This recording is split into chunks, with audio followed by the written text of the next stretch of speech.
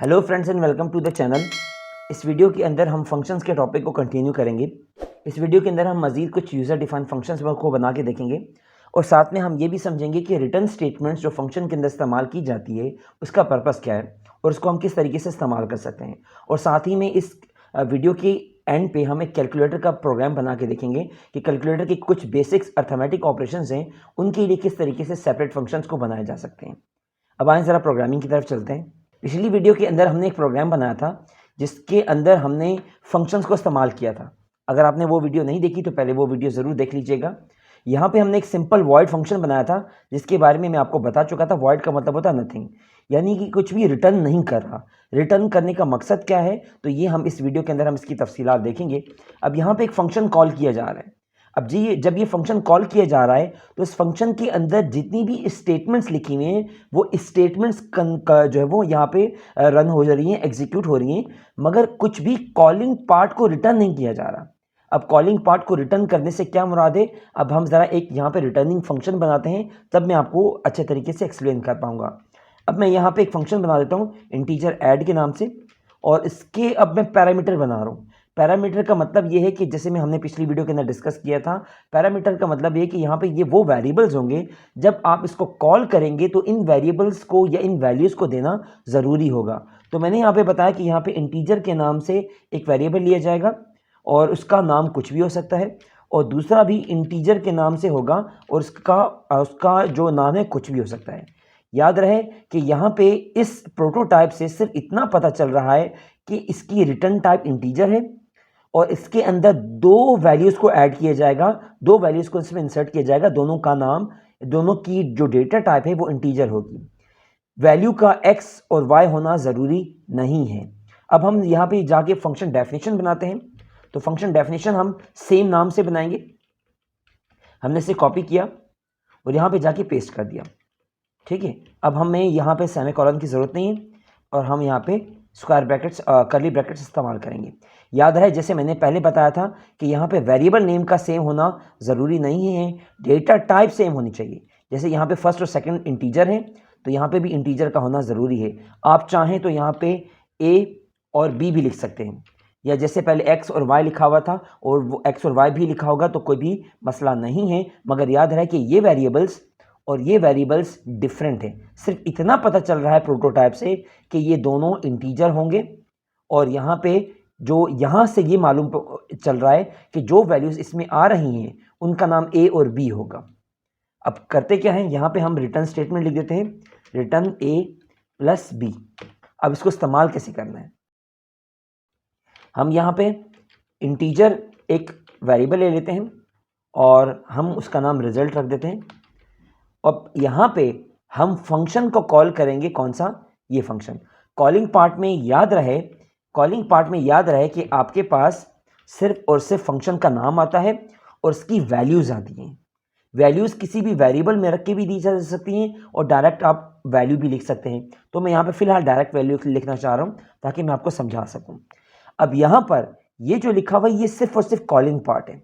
अब calling part क्या काम करेगा, 5 की वैल्यू a को असाइन कर देगा, 6 की वैल्यू b को असाइन कर देगा। जैसे मैं आपको पहले भी बता चुका हूँ कि यहाँ पे x और y वेरिएबल का होना ज़रूरी नहीं है।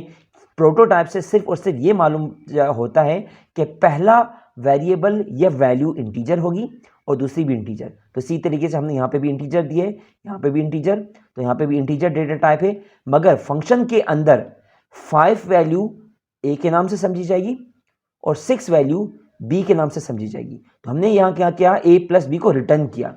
रिटर्न स्टेटमेंट का काम क्या है, रिटर्न स्टेटमेंट का काम ये होता है कि यहाँ पे जो भी वैल्यू लिखी जाएगी वो वैल्यू कॉलिंग पार्ट को रिटर्न करवा दी जाएगी। यानी कि ये कॉलिंग पार्ट है, तो इसका मतलब है ये हुआ जब ये फंक्शन एग्जीक्यूट हो जाएगा तो a प्लस बी यानी कि 5 प्लस 6 जो कि 11 होता है, तो यहाँ पे एक्चुअली कॉलिंग पार्ट की जगह पे 11 लिखा हुआ है। तो इसको कहते हैं रिटर्निंग फंक्शन। दोबारा से बता देता हूं कि रिटर्निंग फंक्शन में क्या होता है कि यहाँ पर जो भी वैल्यू लिखी होती है वो कॉलिंग पार्ट को रिटर्न हो जाती है, यानी कि इसकी जगह पे as a variable, just like a variable, normal variable, यहाँ पे वैल्यू सेव हो जाती है, स्टोर हो जाती है, कॉलिंग पार्ट को रिटर्न हो जाती है। ठीक है, तो ये रिटर्न स्टेटमेंट का काम है। तो सिंपल यहाँ पे यूँ समझ लीजिए कि यहाँ पे आ गया 11 इस पूरे की जगह पे, जो कि हमने रिजल्ट वेरिएबल के अंदर स्टोर करा दिया। तो हम यहाँ पे सिंपल सी आउट के अंदर हम रिजल्ट भी प्रिंट कर सकते हैं, रिजल्ट यहाँ पे रिटर्न हमने प्रिंट कर दिया और यहाँ पे हम रिजल्ट वेरिएबल को प्रिंट कर रहे हैं। ठीक है, अब ज़रा मैं इसको कॉल करके दिखाता हूँ आपको। और यहाँ पे जो फंक्शन कॉलिंग है इसको स्टार्ट में लिख देता हूँ ताकि मैं अच्छे तरीके से समझा सकूँ। यहाँ पे मैंने लिख दिया बैकस्लैश n। तो अब ज़रा प्रोग्राम को चलाते हैं, क्या होता है। सबसे पहले ग्रीट का फंक्शन कॉल होगा और इसके अंदर जो कुछ भी लिखा हुआ है एग्जीक्यूट होगा। उसके बाद ये फंक्शन कॉल होगा और यहाँ पे जो भी आप फंक्शन करवा रहे हैं वो परफॉर्म होने के बाद, रिजल्ट में स्टोर होने के बाद ये प्रिंट हो जाएगा। ठीक है, तो अब ज़रा हम इसको रन करवाते हैं। अब हमने इस प्रोग्राम को सिंपल कंपाइल किया है और यहाँ पे देखिए कि हमारे पास आंसर आ रहा है रिजल्ट 11। अब ये 11 क्यों आ रहा है मैं आपको अच्छे तरीके से पहले ही समझा चुका हूँ। अब हम एक और काम भी कर सकते हैं। कॉलिंग फंक्शन की खसूसियत ये है कि आप चाहें तो इस वेरिएबल की ज़रूरत भी नहीं है आपको। आप ये डायरेक्ट, क्योंकि इसके अंदर वैल्यू रिटर्न होकर आ रही है, तो आप डायरेक्ट ये यहाँ पे सी आउट के अंदर भी ये फंक्शन लिख सकते हैं।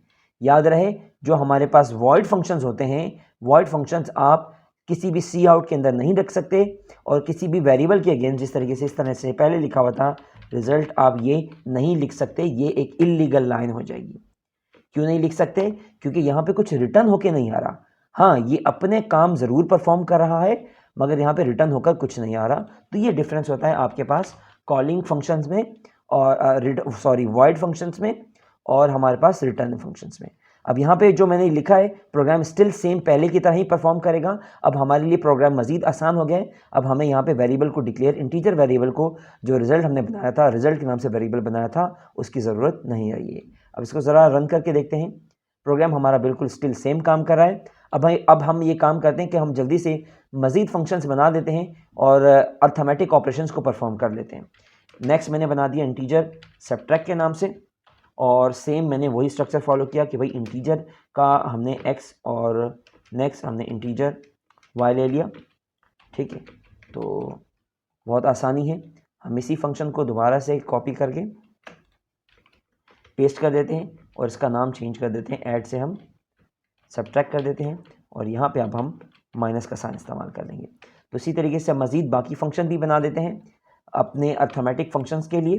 तो यहाँ पे हमने कॉपी किया, पेस्ट किया और अब हम इसको MUL यानी कि मल्टीप्लाई के लिए बनाते हैं। ठीक है, तो हमने यहाँ लिख दिया MUL। ठीक है, तो सेम इसी को हमने दोबारा से कॉपी किया।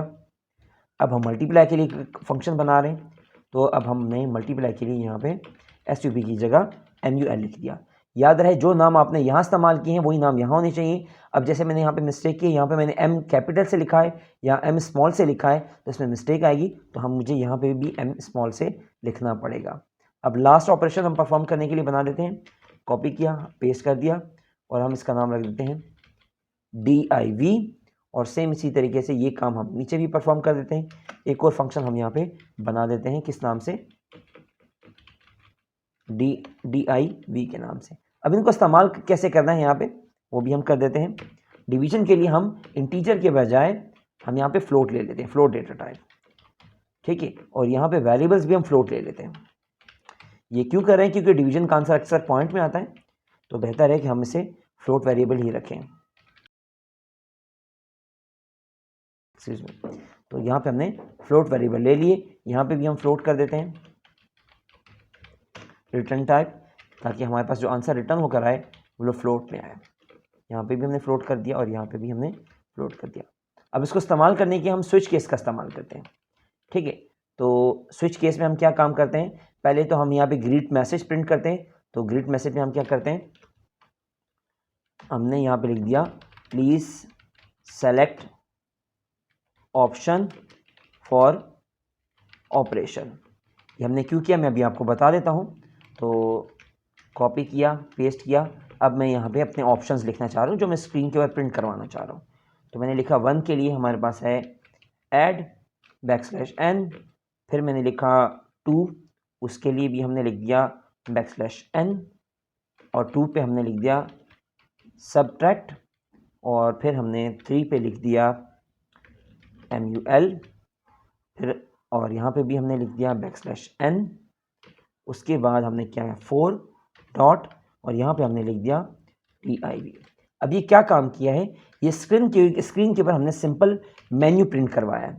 स्क्रीन के ऊपर प्रिंट होगा please select option to perform operation, तो स्क्रीन के ऊपर लिखा हुआ आएगा एडिशन, फिर सब्ट्रैक्शन, फिर मल्टीप्लिकेशन, फिर डिवीजन। पहले ज़रा मैं आपको सिर्फ ये ग्रीड का जो फंक्शन है मैं वो चेक करा दूं, जो मैंने यहाँ पे ग्रीड के नाम से बनाया है, पहले मैं वो आपको चेक करा दूं, उसके बाद फिर हम मजीद प्रोग्राम को कंप्लीट करेंगे।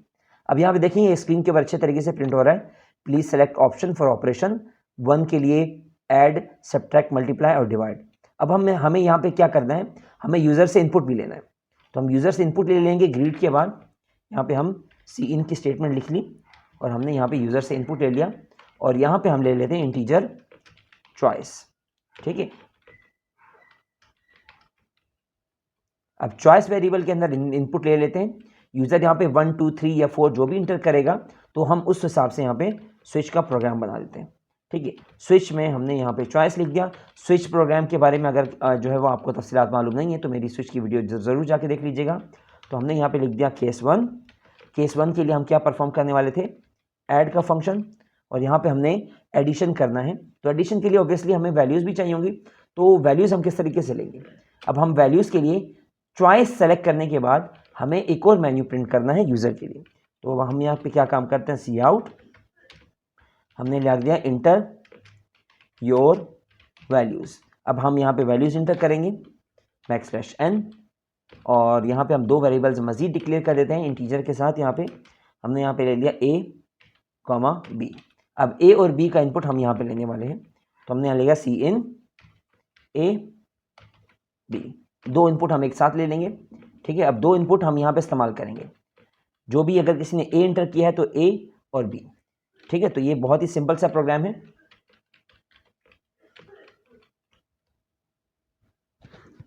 ठीक है, बहुत ही सिंपल सा प्रोग्राम हमने यहाँ पे बनाया है। अब तक मैं आपको समझा देता हूँ क्या काम किया है। पहले हमारे पास ग्रिड का मेन्यू प्रिंट होगा, आप उसमें चॉइस इंटर करेंगे, फिर उसके बाद फिर यूज़र से मांगा जाएगा वैल्यूज़, आप यहाँ पे a और b दोनों वैल्यूज़ इंटर कर देंगे तो आप स्विच केस में आ जाएंगे। तो केस नंबर 1 अगर होगा तो a की वैल्यू आप यहाँ पे जो इंटर की थी वो यहाँ पे पास हो जाएगी, b की वैल्यू यहाँ पे पास हो जाएगी और फंक्शन कॉल हो जाएगा कौन सा, ऐड का।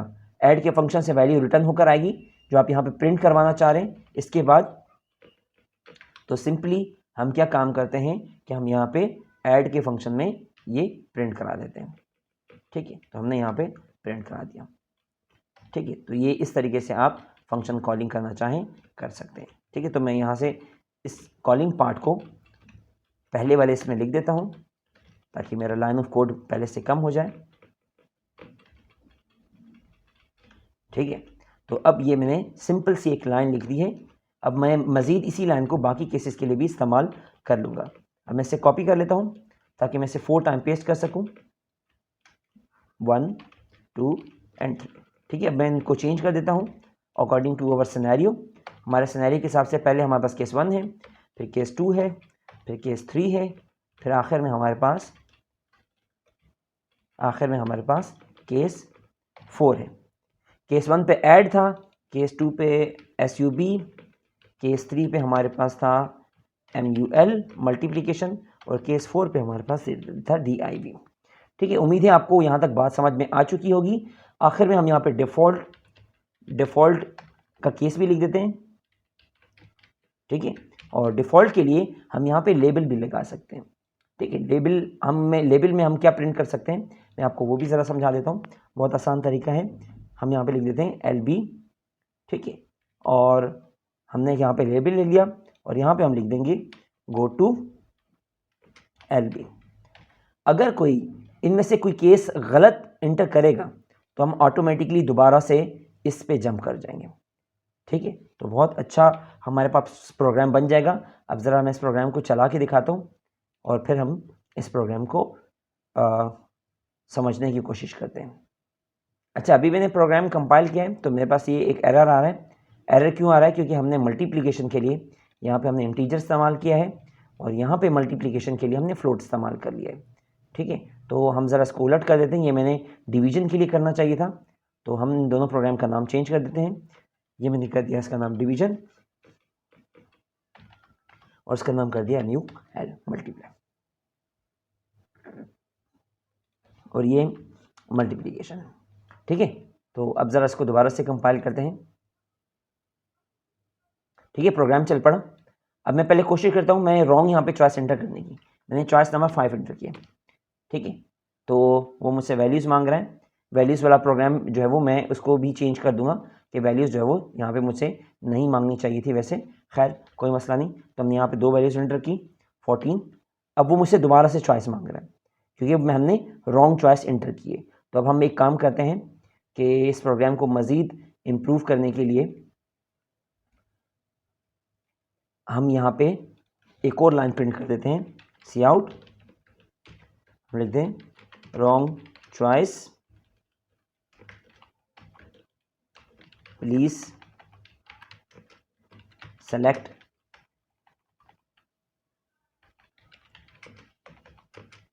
अगेन। ठीक है, तो अब ज़रा प्रोग्राम को यहाँ पे दोबारा से चला के देखते हैं। आप चाहें तो ये इनपुट जो है इन केसेस के अंदर भी ले सकते हैं। तो इससे ये होगा कि वो चॉइस इंटर करने के बाद फ़ौरन ही रॉन्ग चॉइस क्योंकि होगी, रॉन्ग चॉइस क्योंकि होगी तो वो डायरेक्ट आपको दोबारा से प्रोग्राम जो है वो ऊपर जंप करवा देगा। ठीक है, तो आप चाहें तो ये भी कर सकते हैं।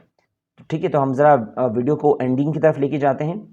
अब ज़रा जल्दी से हम यहाँ पे एक एडिशन का प्रोग्राम चला के देखें। जैसे मैंने यहाँ पे चॉइस 1 सेलेक्ट की, तो यहाँ पे मैं वैल्यूज़ इंटर करता हूँ। मैंने 2 वैल्यूज़ इंटर की, तो अब यहाँ पे देखिए कि आपके पास रिजल्ट एडिशन का प्रिंट हो गया।